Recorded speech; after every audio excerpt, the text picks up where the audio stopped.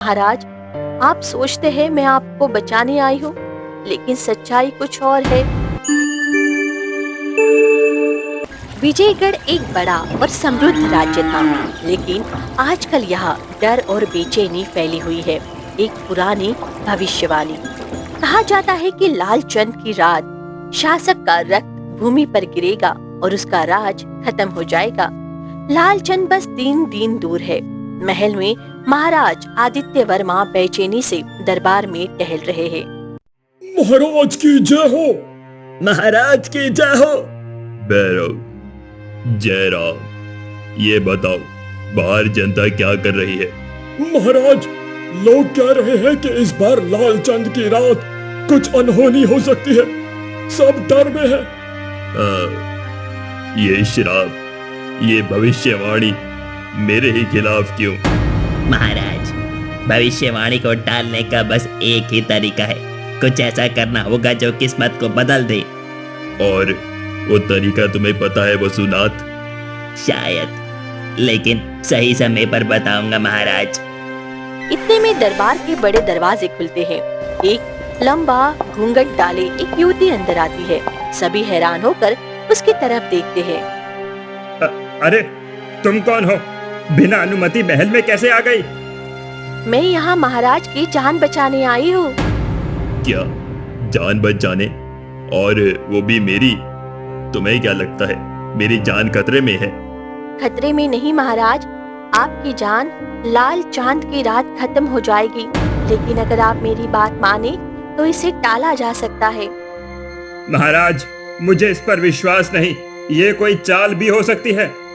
महाराज, पहले इस युवती की बात सुन लेते हैं, शायद कोई काम की हो। हाँ ठीक है, कहो क्या करना होगा मुझे? अमर ज्योति लानी होगी। ये ज्योति लाल पर्वत की चोटी पर है, जो 100 साल में सिर्फ एक बार जलती है। अमर ज्योति, लाल पर्वत, वहां तक पहुंचना तो नामुमकिन है। नामुमकिन नहीं महाराज, लेकिन रास्ता कठिन है। और सबसे बड़ी बात, वहां तक का रास्ता आपको अपने सबसे बड़े दुश्मन के साथ तय करना होगा। दुश्मन? तुम किस दुश्मन की बात कर रही हो चंद्रलेखा? वो जो आज कारागिर की अंधेरी कोठरी में कैद है। दरबार में सन्नाटा छा गया। सब समझ गए कि वो किसी और का नहीं, बल्कि वर्षों पहले गद्दार ठहराए गए योद्धा वीरेंद्र का नाम ले रही है। वो जिसे मैं कभी माफ नहीं कर सकता, लेकिन अपनी जान बचाने के लिए शायद अब मुझे। यही तो सही मौका है महाराज। दरबार में सभी की नजरें महाराज पर थी। बाहर शाम हो रही थी। लाल आसमान जैसे आने वाले दिनों का संकेत दे रही हो। अगले ही पल महाराज ने आदेश दिया पहरेदारों को, तैयार हो जाओ, कल सुबह हम कारागार की तरफ चलेंगे। रात को अपने कमरे में अकेले बैठ चंद्रलेखा मन में कहती है, महाराज, आप सोचते हैं मैं आपको बचाने आई हूँ, लेकिन सच्चाई कुछ और है। अगली सुबह महल के आंगन में सैनिक तैयार खड़े हैं। हवा में तनाव साफ महसूस हो रहा है। सभी जानते हैं कि आज एक ऐसा काम होने वाला है जो वर्षों से टलता आया है। गद्दार ठहराए गए योद्धा वीरेंद्र को जेल से बाहर निकालना। महाराज की जय हो। चलो, समय बर्बाद मत करो, हमें कारागार पहुंचना है। महाराज, मैं फिर कह रहा हूँ, ये फैसला खतरनाक है। उस आदमी ने एक समय आपको धोखा दिया था। रुद्रसेन, मैं जानता हूँ, लेकिन अमर ज्योति तक का रास्ता सिर्फ उसे ही पता है। कभी कभी महाराज, अपने सबसे बड़े दुश्मन को साथ लेकर ही सबसे बड़ी जीत हासिल होती है। कारागार के भारी लोहे के दरवाजे खुले। कोठरी में वीरेंद्र बैठा था। लंबे बाल, चेहरे पर चोट के निशान, लेकिन आंखों में वही तेज। वीरेंद्र, कई साल हो गए तुम्हें यहाँ सड़ते हुए। आज मैं तुम्हें बाहर निकाल रहा हूँ। बाहर? क्यों महाराज? ताकि फिर से अपने फायदे के लिए मुझे इस्तेमाल कर सको। सही कहा तूने, मुझे अमर ज्योति तक का रास्ता चाहिए। और तुम्हें लगता है कि मैं तुम्हारी मदद करूंगा, उस आदमी की जिसने मुझे गद्दार कहकर यहाँ फेंक दिया था? वीरेंद्र, अगर तुम नहीं आए तो ये राज्य लाल चांद की रात खत्म हो जाएगा। तुम तुम यहाँ क्यों हो? तुम्हारा इस खेल से क्या लेना देना है? इतना समझ लो, मेरा मकसद भी वही है, अमर ज्योति तक पहुंचना।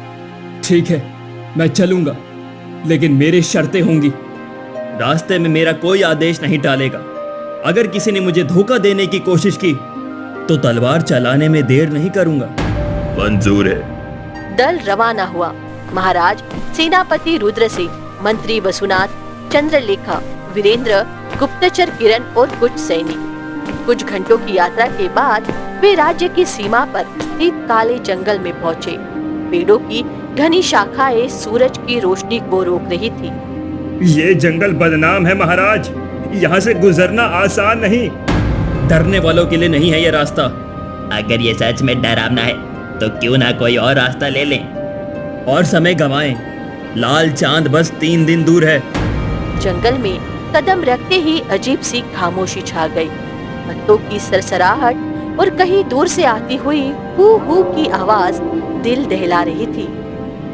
मंत्री जी, आप जैसा कहेंगे वैसा करूंगा, बस आदेश दीजिए।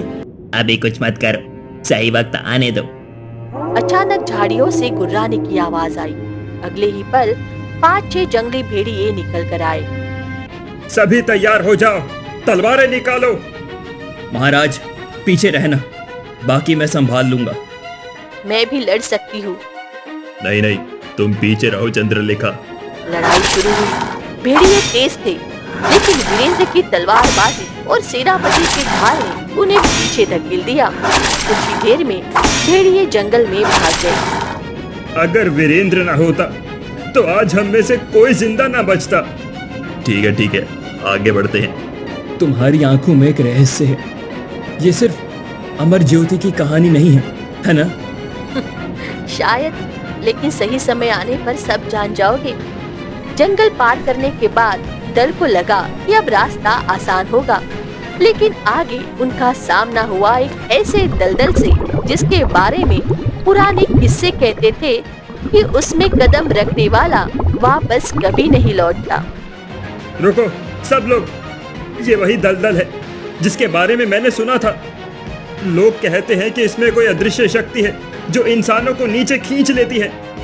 अगर हम इस रास्ते को छोड़ देंगे तो हमें 2 दिन का चक्कर लगाना पड़ेगा, और 2 दिन का मतलब है लाल चांद की रात हमारे हाथ से निकल जाएगी। तो तुम्हारा कहना है कि हमें इस दलदल से गुजरना ही होगा? हाँ, लेकिन सावधानी से। यहाँ हर कदम सोच समझ कर रखना होगा। ये जगह सही है, अगर किसी को हटाना हो तो यही मौका है। समझ गया मंत्री जी, बस इशारा करिए। दल ने रस्सियाँ और लंबी लकड़ियों की मदद से दलदल पार करना शुरू कर दिया। पहले कुछ कदम सही रहे, लेकिन तभी सबसे पीछे चल रहा एक सैनिक अचानक कमर तक दलदल में फंस गया। बचाओ, बचाओ, मुझे खींच लो, ये मुझे नीचे खींच रहा है। जल्दी रस्सी फेंको। हिम्मत रखो, आंखें बंद मत करना। सैनिक ने रस्सी पकड़ी, लेकिन जैसे ही बाकी लोग उसे खींचने लगे, दलदल ने और जोर से उसे अंदर खींच लिया। एक पल में वो गायब हो गया, सिर्फ बुलबुले और कीचड़ रह गया। आगे बढ़ो, रुकना नहीं। महाराज, एक जान अब गई है, क्या हमें थोड़ा इंतजार नहीं करना चाहिए? हमारे पास समय नहीं है। कुछ और कदम आगे बढ़ते ही रास्ते में एक ऊंचा और सूखा पेड़ मिला। उसके नीचे एक बूढ़ा आदमी बैठा था। तुम लोग अमर ज्योति लेने जा रहे हो, है ना? तुम्हें कैसे पता? ये रास्ता मेरे बिना पार नहीं होगा। मैं तुम्हें एक गुप्त रास्ता दिखा सकता हूँ, लेकिन बदले में मुझे कुछ चाहिए। क्या चाहिए तुम्हें? ये लड़की, तुम्हारे पास एक छोटी सी लकड़ी की पेटी है जिस पर लाल चांद का निशान बना है, वही मुझे दे दो। लकड़ी की पेटी? तुम्हारे पास ये? हाँ, लेकिन ये बहुत जरूरी है। इसके बिना हमारी यात्रा अधूरी रह जाएगी। तो फिर मैं तुम्हें रास्ता नहीं दिखाऊंगा, और अगर गलत रास्ता चुना तो सब दलदल में समा जाओगे। दे दो ये पेटी, हमारी जान इससे ज्यादा जरूरी है। महाराज, आप समझ नहीं रहे।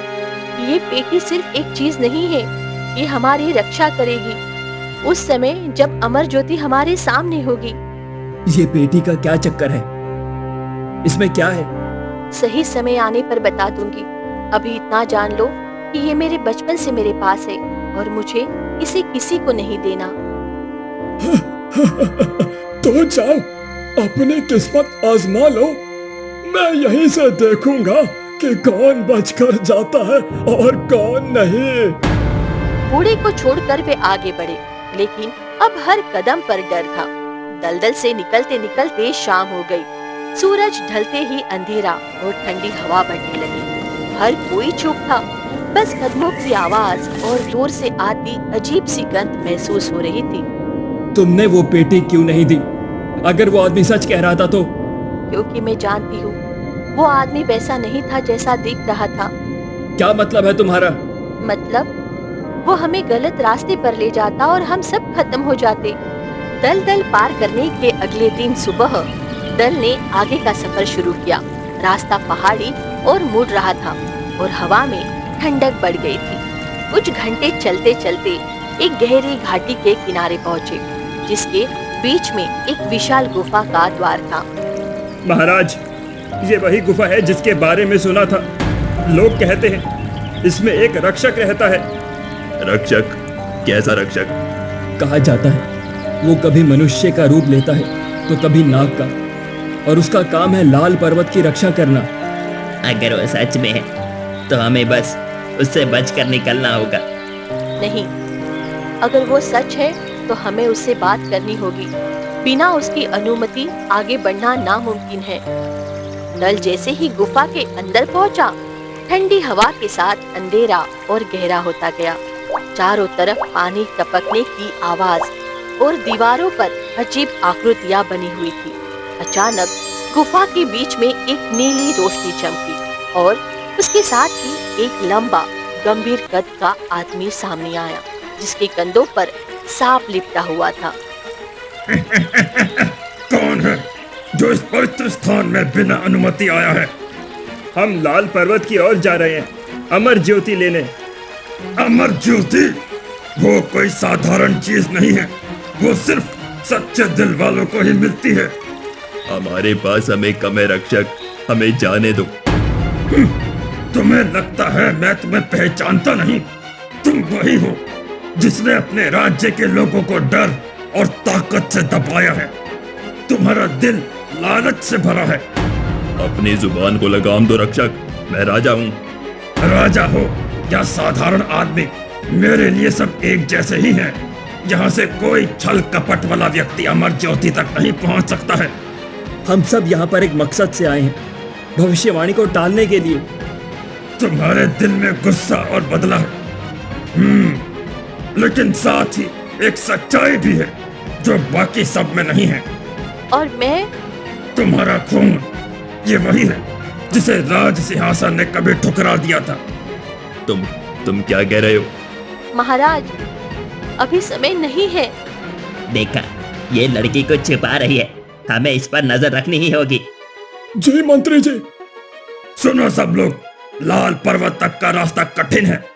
वहाँ जादुई आंधियां हैं, बर्फ से ढके पुल हैं और ऐसी परीक्षाएं जो तुम्हारे मन की सच्चाई को सामने लाएंगी। अगर गलत व्यक्ति अमर ज्योति को छुएगा तो पूरा पर्वत फट जाएगा और सब खत्म हो जाएगा। तो हमें पता कैसे चलेगा कि सही व्यक्ति कौन है? परीक्षा खुद बता देगी।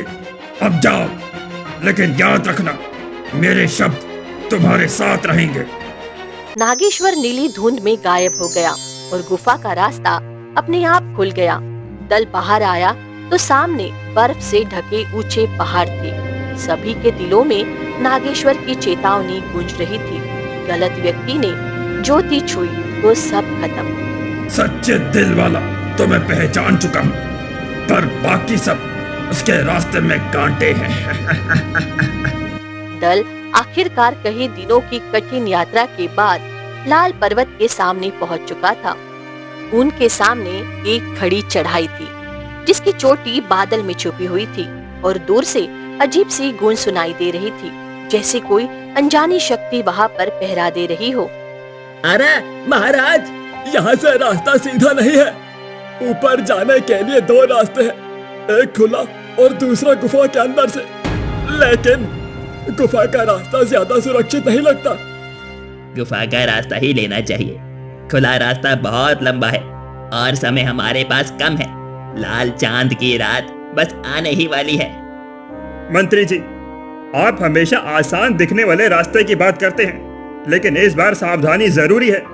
गुफा में क्या खतरा है कोई नहीं जानता। सावधान यात्री, गुफा का रास्ता तुम्हारे धैर्य और दिल की सच्चाई की परीक्षा लेगा। लाल पर्वत अमर ज्योति किसी लालची के हाथ में नहीं जाएगा। आप कौन है और हमें ये क्यों बता रहे हैं? मैं इस पर्वत का रक्षक हूँ। सदियों से यहाँ का पहरा देता आया हूँ। तुम्हारे कदमों में भारी जिम्मेदारी है। अगर एक भी दिल लालच में भर गया तो ये पर्वत तुम्हें निगल जाएगा। तो फिर हमें सच बोलना होगा। मैं मानता हूँ मैं यहाँ ज्योति के लिए आया हूँ, लेकिन मेरे दिल में अपने पुराने अपमान का बदला लेने का भी इरादा है। हर कोई अपने मकसद से आया है। फर्क सिर्फ इतना है कि कुछ लोग इसे छिपाते हैं, कुछ नहीं।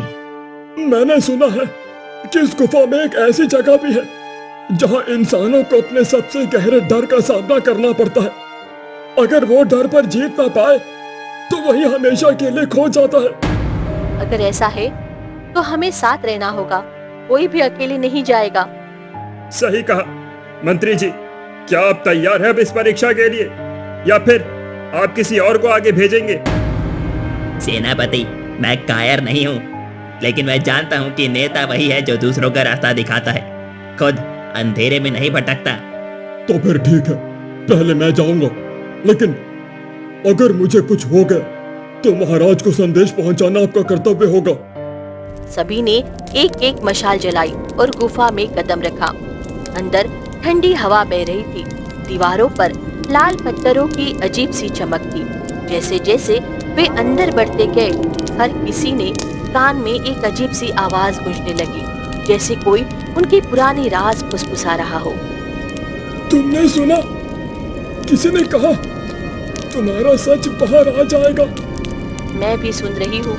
ये आवाजें हमारे अंदर के डर को बाहर ला रही है। याद रखो, ये सिर्फ शुरुआत है। असली परीक्षा चोटी पर होगी। दल आगे बढ़ता रहा, लेकिन अब उनके बीच एक अजीब सी चुप्पी थी। किसी को नहीं पता था कि अगले मोड़ पर उनका सामना किससे होगा। ऊपर यहीं से चढ़ना होगा, लेकिन आगे जो भी होगा अब कोई पीछे नहीं जा सकता। लाल पर्वत की चढ़ाई शुरू हो चुकी थी और अब पीछे मुड़ने का कोई रास्ता नहीं था। महाराज, महाराज, रास्ता बहुत खतरनाक हो गया है। चारों तरफ अजीब सी आवाजें आ रही है। लगता है जैसे कोई हमें देख रहा हो। चुप रहो, डर फैलाने की कोशिश मत करो। लाल चांद की रात बस शुरू हुई है। हमें किसी भी हालत में अमर ज्योति तक पहुंचना ही होगा। महाराज, मैंने आगे के पत्थरों के पीछे कुछ हलचल देखी है। कोई हमारा पीछा कर रहा है। महाराज, शायद वही रक्षक है जिसके बारे में सुना था, या फिर कोई और भी हो सकता है जो इस ज्योति को पाना चाहता है। महाराज, मैंने पहले ही कहा था, इस लड़की पर भरोसा करना ठीक नहीं है। ये हमें गलत रास्ते पर ले जा सकती है। सेनापति, मैं यहाँ किसी को धोखा देने नहीं आई हूँ। अगर धोखा देना होता तो मैं अब तक आपको जाल में फंसा चुकी होती। बस करो तुम दोनों। असली खतरा सामने है और तुम आपस में लड़ रहे हो। यहाँ समय बर्बाद करना यानी कि मौत को बुलाने जैसा है। तुम सब बहुत आगे आ चुके हो, लेकिन याद रखो, अमर ज्योति किसी लालच, किसी झूठ और किसी विश्वासघात को सहन नहीं करेगी। जो उसके पास गलत नियत से जाएगा वो इसी पर्वत में दफन हो जाएगा। हट जा हमारे रास्ते से। मैं इस राज्य का शासक हूँ और ये ज्योति मेरी है। तुम सोचते हो कि ये ज्योति तुम्हारी ताकत बढ़ाएगी, लेकिन ये तुम्हारी सच्चाई को सबके सामने लाएगी। महाराज, ये हमें डराने की चाल है। इसे मारने में देर मत कीजिए।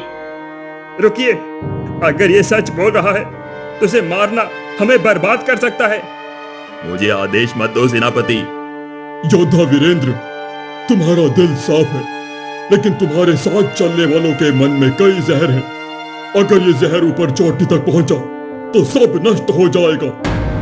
तो मुझे बताओ, मैं किस पर भरोसा करूं? तुम्हारा दिल खुद जवाब देगा।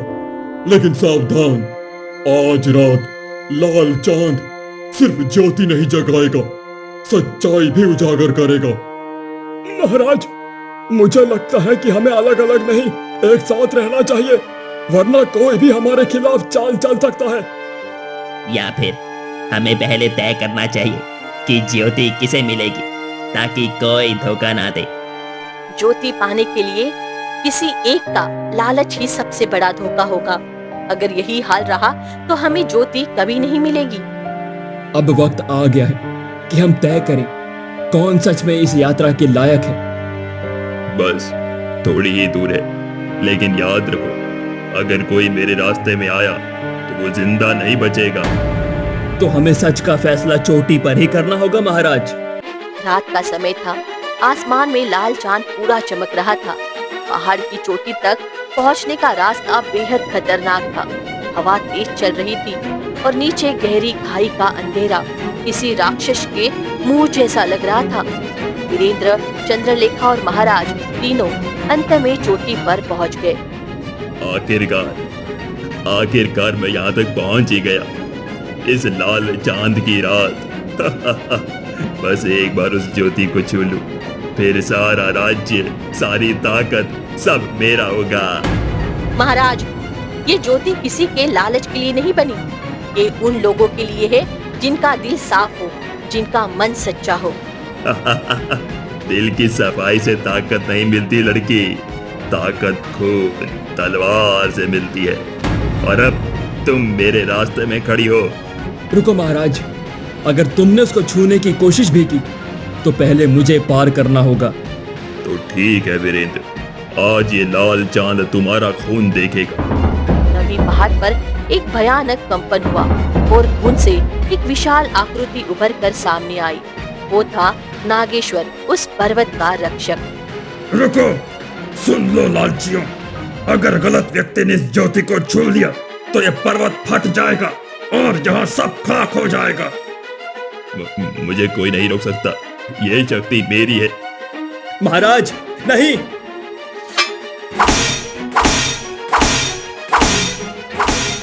लेकिन महाराज के हाथ में चोट लग जाती है, खून बहने लगता है। वो फिर भी आगे बढ़ते हैं। उसी समय चंद्रलेखा आगे बढ़ती है, उसका चेहरा शांत लेकिन आंखों में दृढ़ निश्चय। हे देव ज्योति, अगर मेरा दिल सच में साफ है, अगर मैं सिर्फ भलाई चाहती हूँ तो मुझे अपनी शक्ति दो, ताकि मैं अपने लोगों की रक्षा कर सकूं। चंद्रलेखा जैसे ही ज्योति को छूती है, तेज रोशनी चारों ओर फैल जाती है, इतनी चमक कि आंखें बंद करनी पड़ती है। महाराज चीखते हैं और उस रोशनी में उनकी परछाई जलकर राख हो जाती है। लाल चांद की रात में भविष्यवाणी पूरी हो जाती है। लड़के, तूने अपनी निस्वार्थ भावना से इस राज्य को बचाया है। याद रख, हर 100 साल में सच्चे दिल की परीक्षा फिर होगी। तुमने जो किया उसके लिए पूरा राज्य तुम्हारा ऋणी रहेगा। नहीं वीरेंद्र, अब मेरा रास्ता अलग है। मैं सिंहासन नहीं चाहती, मैं सेवा और साधना में अपना जीवन बिताऊंगी, ताकि अगली बार कोई और परीक्षा आए तो किसी को डरना न पड़े। और इस तरह पहली बार राज्य की जनता आजाद हुई। लाल चांद की रात इतिहास बन गई और पर्वत की चोटी पर अब भी नागेश्वर की गूंज सुनाई देती है। हर 100 साल में सच्चे दिल की परीक्षा फिर होगी।